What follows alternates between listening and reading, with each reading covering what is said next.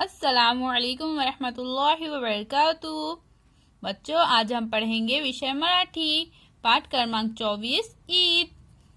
ऐका वो वाचा, सुनो और पढ़ो। जॉन, सुरभी, अजय सगळे खेळत होते. इतक्यात शेजारचा उस्मान आला. त्याने आज नवीन कपडे घातले होते.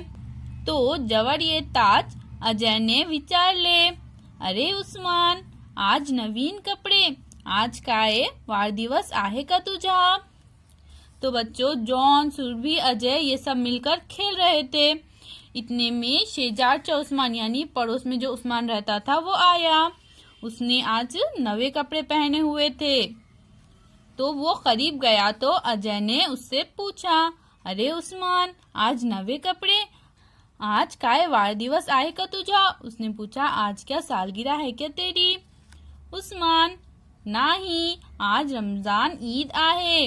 अम्मीने तुम्हाला सर्वांना लगेच घरी बोलावले. उस्मान ने कहा, फिर नहीं, आज रमजान की ईद है और अम्मी ने तुम सबको जल्दी से घर पर बुलाया है. अजय, कशाला? फिर अजय ने पूछा, कशाला यानी क्यों? उस्मान, अरे शिरखुर्मा खायला, चला सगळे जाऊया. सगळे मिळून उस्मानच्या घरी जातात. फिर उस्मान ने कहा, अरे शिरखुर्मा खाने के लिए चलो सब मिलकर जाते हैं. और फिर सब मिलकर उस्मान के घर गए. अम्मी, या मुलांनो, बसा, आज ईदचा दिवस.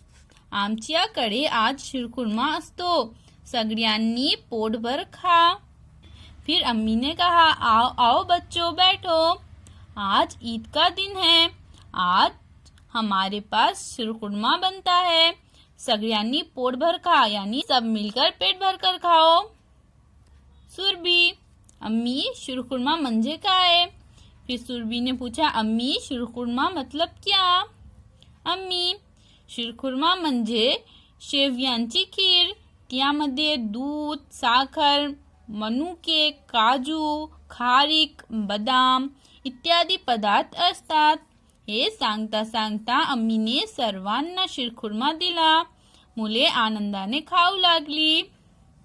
फिर अम्मी ने कहा, शिरखुर्मा मतलब सेवियों की खीर.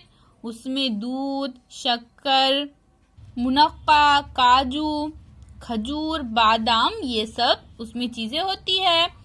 और ये बोलते बोलते अम्मी ने सबको शिरखुर्मा दिया.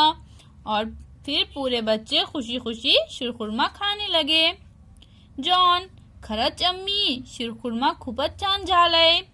फिर जॉन ने कहा, सच में अम्मी, शिरखुर्मा बहुत अच्छा बना है.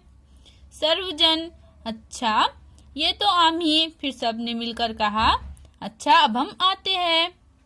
अम्मी, परत या बरं का? पुढच्या ईदला पण या शिरखुर्मा खायला. फिर अम्मी ने कहा, फिर से आओ हाँ, अगली ईद को शिरखुर्मा खाने के लिए.